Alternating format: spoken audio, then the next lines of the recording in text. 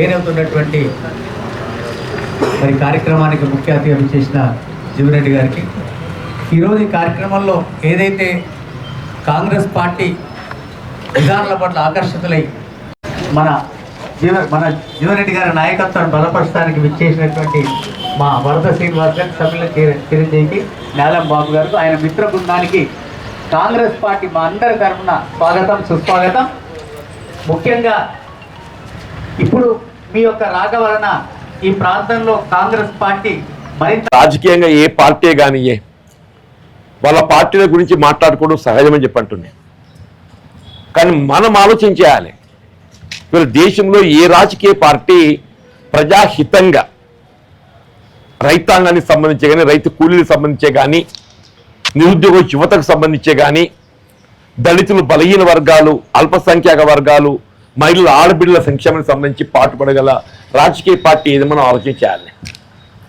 మన కులానికి ఇవ్వడమైనా కానీ మనం ఒక విధంగా అందరం కూడా వ్యవసాయంపై ప్రత్యక్షంగా పరోక్షంగా ఆధారపడి ఉంటామే.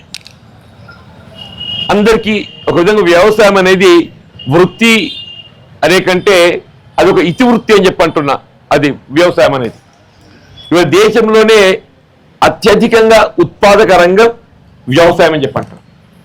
అటు వ్యవసాయ రంగానికి రక్షణ కల్పింపజేయబడే విధంగా మరి ఆనాడు కాంగ్రెస్ ప్రభుత్వ హయాంలో ఏదైతుందో వ్యవసాయ ఉత్పత్తులకు మనం పెట్టే పెట్టుబడిని పరిగణలోకి తీసుకొని ఆ పెట్టుబడికి అనుగుణంగా కనీసం మద్దతు కల్పిస్తేనే కానీ రైతాంగానికి ఒక అండ ఉండదు, రక్షణ ఉండదనే భావనతోని ఈ కనీస మద్దతు ధర చట్టాన్ని చేయడం జరిగింది. Minimum support price. సాధారణంగా మిగతా ఉత్పత్తులన్నిటికీ ఏముంటుంది, మ్యాక్సిమం రిటైల్ ప్రైస్ ఉంటుంది. మీకు అందరు తెలిసి అంటున్నా, బజార్లో పోతే ఏ వస్తువు పైదే కానీ దాని ఎంఆర్పీని ముద్రిస్తారు. ఎంఆర్పీ అంటే ఏంటంటే మ్యాక్సిమం రిటైల్ ప్రైస్, ఇంతకంటే ఎక్కువ ధరకు అమ్మద్దు అని చెప్పారు. వ్యవసాయ ఉత్పత్తికి సంబంధించి మినిమం సపోర్ట్ ప్రైస్ అంటే ఇంతకంటే తక్కువ ఎవరు కొనద్దు, రైతుకు అండగా ఉండాలి అనే భావనతోని ఈ చట్టాన్ని రూపొందించుకున్నాం. మనం అన్నట్టు ధర తక్కువ అవుతుందంటే రాష్ట్ర ప్రభుత్వం వైపు నుండి మార్కెట్ రంగంలోకి రావాలి. పప్పు దినుసుల ధర తక్కువ అవుతుందంటే మార్కెట్ రంగంలోకి రావాలి, వచ్చి కొనుగోలు చేసి రైతుకు అండగా నిలవాలి. ఇది కనీసం మద్దతు ధర చట్టం అని చెప్పాలి. మన కాలం ఉండగా 400 రూపాయల సిలిండర్ ఉండే అవ్వ. ప్రతి ఒక్క ఇంటికి ఏం కావాలో సిలిండర్ కావాలి. ఇది బాగుంటుంది. పొయ్యి 400 మనం సిలిండర్ అందుబాటులో చేస్తే ఇలా 1200 1100 అనే. నువ్వు ఎవరికి పెడుతున్నావు? దేశం వెలుగుతుందంటే ఎక్కడ వెలుగుతుంది అంటున్నా. అంబానీ అదాని ఇంట్లో జ్యోతులు వెలుగుతాయని వెలిగినట్టే అని గరీబోని ఇంట్లో వెలగాలి దీపం అనేది. ఎక్కడ వెలగాలి? వజ్రకి ఇంట్లో దీపం వెలగాలి అని చెప్పంటున్నా. అంబానీ అదాని ఇంట్లో వెలిగితే దీపం వెలిగినట్టేనా అని. రైతాంగాన్ని రుణముక్తం చేయాలి, అప్పుల ఊపులకి వెలికి తీసుకురావాలి, రుణమాఫీ చేయాలని చెప్పంటే రైతులకు అప్పులు మాఫీ చేస్తే అవి సోదరిపోతాయితారట. ఇక చూడబోయే కథ. రైతులకు అప్పు మాఫీ చేస్తే రుణముక్తం చేస్తే సూపరిపోతాయితారట. మరి అది అంబానీ అదానికి MP account, non productivity account అని చెప్పని వారి లక్షల కోట్లు వీళ్ళ రాయితీ కల్పించి రుణాలన్నీ రద్దు చేస్తే వారు సూపరిపోతు కాడే. ఆలోచించండి అని అంటున్నా. మోడీ గారి ప్రభుత్వం ఎవరికి సాయం చేసింది? అంబానీ అద్దానికి సాయం చేసిందని చెప్పండి. మరి ఆలోచన విధానాన్ని గౌరవించదే. చౌదరి చరణ్ సింగ్ నువ్వు భారత తీస్తూ ఆయన ఆలోచన విధానం రైతాంగం రుణముక్తులు చేయాలని చెప్పి రుణమాఫీ చేయాలని చెప్పంటే నేను చేయాలి. మరి ఆయన భారత ఎందుకు ఇచ్చినట్టే? 4000 మెగావాట్ల విద్యుత్ ఉత్పాదన చేసి ఆ 4000 మెగావాట్ల విద్యుత్ ఉత్పాదనలో 85% తెలంగాణకి ఇచ్చేటట్టు, మిగిలిన 15% వాళ్ళు ఇష్టం, అది కూడా మనకే వస్తుంది. 85% మనకి ఇచ్చేటట్టు, పైసా పెట్టుబడి లేకుండా అంటున్నాను. ఇవాళ మోడీ గారు ఏదైతుందో ఇవాళ హైదరాబాద్లో ఈ 800 మెగావాట్ల విద్యుత్ ఉత్పాదన ప్రాజెక్టు రామగుండం ఏదైతుందో సెకండ్ యూనిట్ ఇవాళ ప్రారంభం చేస్తుంది. ఆయన ప్రారంభం చేసేటువంటి ఒక రామగుండం ఎంటీపీసీ 2వ యూనిట్ ఉందో ఇది కాంగ్రెస్ పార్టీ ఆలోచన విధానం అని చెప్పంటున్నారు. రాష్ట్ర విభజనలో పునర్విభజన చట్టంలో దూరదృష్టితోని ముందస్తుగా ఆలోచించి తెలంగాణ ప్రాంతానికి రైతాంగానికి విద్యుత్ కష్టం రాకూడదు, సమస్య రాకూడదు అని చెప్పని 4000 మెగావాట్ల విద్యుత్ ఉత్పాదన అందులో పొందుపడితే 10 ఏళ్ళు అయిందయా. ఇప్పుడు ఎంత వస్తుంది? 800 ప్లస్ 2 ఇంటూ 2 అంటే 800 1600 వస్తుంది. ఇంకెంత రావాలి? ఇంక 2400 రావాలి. రాష్ట్ర పునర్విభజన చట్టంలో పేర్కొన్నట్టుగా 4000 మెగావాట్ల విద్యుత్ ఉత్పాదనలో ఇవాళ ప్రారంభం చేయబోయేట ఒక సెకండ్ యూనిట్ తోని 1600 యూనిట్లకు వస్తుంది, మెగావాట్స్కి వస్తుంది. అంటే అవి నెలకు ఒక 600 మిగులుతున్నాయి కదనే. 12 నెలలకు 12 72 నెలకు 700 50 12 ఏళ్ళకి 4 ఏమి చేసిల్లరా? 30,000 అవుతున్నాయి. కూర్చున్న కాడ గత ప్రభుత్వం అమలు చేసిన సంక్షేమ కార్యక్రమాల ఆధారంగా వీళ్ళ గత ప్రభుత్వం ఏదైతుందో సంక్షేమ కార్యక్రమాల ప్రాధాన్యత ఇచ్చే ప్రభుత్వం మా ప్రభుత్వం చెప్పుకుందరు కానీ గొప్పగా గత ప్రభుత్వం అమలు చేసిన కార్యక్రమాలు యథావిధిగా కొనసాగిస్తూ అదనంగా ప్రతి కుటుంబానికి నెలకు 30,000 రూపాయల ఆదాయాన్ని ఈ ప్రభుత్వం సమకూరుతుంది తల్లి అని చెప్పంటున్నా. ఇక చెప్పండి, నిజమా అబద్ధమే? సంవత్సరానికి ఇప్పుడు అధికారం అంటే 3 నెలలు అయిందా? December 7th, డిసెంబర్, జనవరి, ఫిబ్రవరి నిరుద్యోగులకి అయితే సంవత్సరం కాలంలో 2 లక్షల ఉద్యోగాలు భర్తీ చేస్తామని చెప్పినమే. సంవత్సరం 1 లక్ష ఇస్తామని చెప్పాను. 4 ఏళ్ళు 4 లక్షలు, ఇవి 2. 5 సంవత్సరాల కాలంలో 6 లక్షల నిరుద్యోగ యువతకు ఏదైతే ఉందో పర్మనెంట్ ఎంప్లాయ్మెంట్ ఇస్తామని చెప్పిన. పర్మనెంట్, కాంట్రాక్ట్ కాదు, అవుట్సోర్సింగ్ కాదు.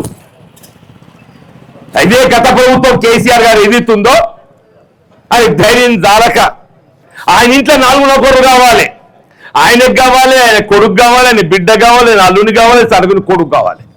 ఎంతమంది అయిన? 5 అయినరు. ఇక నేను 4 అన్నా. నేను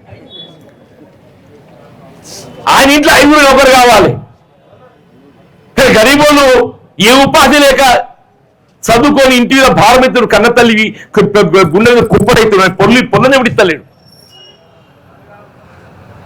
పొలని ఇవ్వాలని ఏం చూస్తున్నాయి? పొలాన్ని నౌకరు ఉన్నారు చూస్తున్నా చూడరా? నౌకరులో పొలని ఇవ్వడిస్తారు ఎవరన్నా? 3 నెలల్లో 30,000 మందికి ఉద్యోగాలు ఇచ్చింది. 3 నెలలు 30,000 మందికి. ఇవాళ 5,000 మందికి ఇస్తుండే. ఇలా 5,000 చిల్లర ఉద్యోగాలు ఇస్తుండు. రెసిడెన్షియల్ స్కూల్స్ ఏదైతున్నదో గురుకుల ఆశ్రమ పాఠశాలల్లో సెలక్షన్ ప్రాసెస్ పూర్తి చేసి ప్రకటించేసి అదేదో వివాదం ఎట్టుండే కట్లే తర్వాత ఇలా 5,000 చిల్లర 5,400 600 నౌకర్లు ఇస్తుండే. వంకర అయితే జారిపోతుంది. మనం జారిపోయింది. గీత మీద వంకర అయింది, జారిపోయింది. ఏం చెప్తాను దానికి? అంత మాత్రాన మనం బాధపడి ఇట్లా కూర్చుంటే అది పని చేయడానికి సంకల్పం కావాలి, చిత్తశుద్ధి కావాలి, కమిట్మెంట్ కావాలి. ఆ కమిట్మెంట్ ఉంటే ఏ పదవి హోదా ప్రధానం కాదు.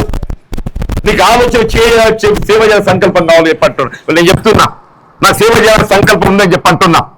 గ్రామీణ ప్రాంత నిరుపేద వర్గాలు, దళితులు, బలహీన వర్గాలు, అల్పసంఖ్యాక వర్గాలు, మహిళలు, ఆడబిడ్డలు, మా నిరుద్యోగ యువత అని చెప్పంటున్నా. మీకు రాజ్యాంగం కల్పించే హక్కులు కల్పింపజేయబడే విధంగా నా జీవిత కాలం ఎన్ని రోజులు బతకాల్సిన సమస్య కాదు చెప్పంటున్నా. అందరూ అంటే 2 రోజులు ఇక రాలేదా చెప్పంటు. అలా నేను సత్యదాకా చేస్తాను, సత్యదాకా చేస్తాను. నాకు ఏ నౌకరు లేకుండా సత్యదాకా సేవ చేస్తా అంటున్నాను. సరే, నౌకరు నా అదృష్టం ఎట్లుంటే అట్లయితే వస్తే సంతోషం. నేను ఏ నౌకరు వచ్చినా రాకున్నా, ఏ హోదా ఉన్నా లేకున్నా, నేను సత్యదాకా ఏదైతే నేను మనతో వండైనా కానీ టెలిఫోన్లో మాట్లాడేదో పని చేస్తాను. పని చేయాలని సంకల్పం కావాలి. నాకున్నది ఆ సంకల్పం ఉంది, నాకు ఆలోచన పరిజ్ఞానం ఉందని చెప్పంటున్నా. ఆ పరిజ్ఞానం కూడా చేస్తాను చెప్పండి.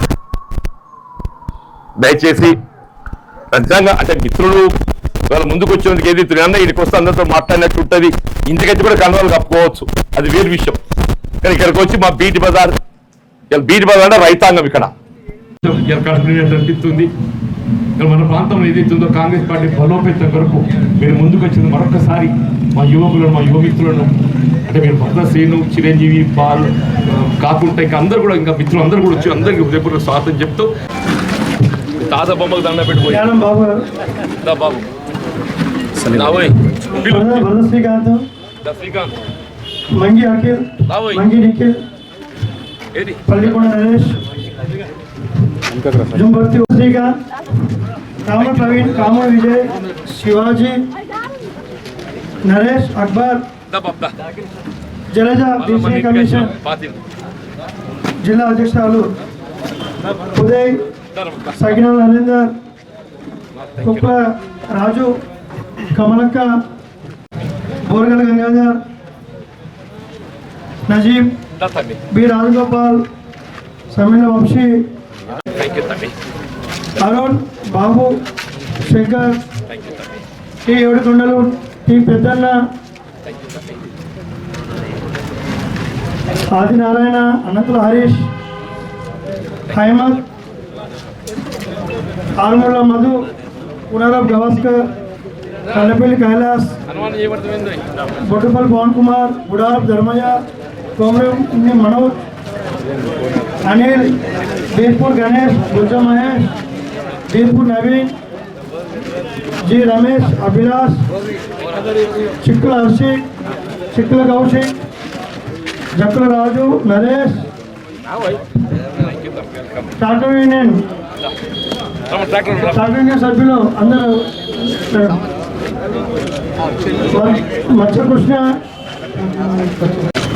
మత్స్యకృష్ణ, నరేష్, శివాజీ, రవి, శ్రీను,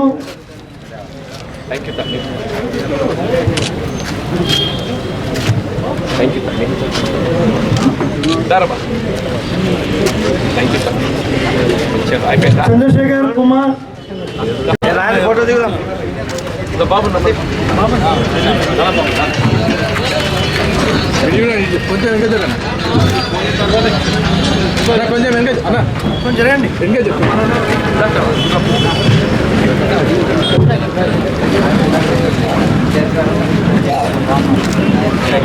చూడండి చూడండి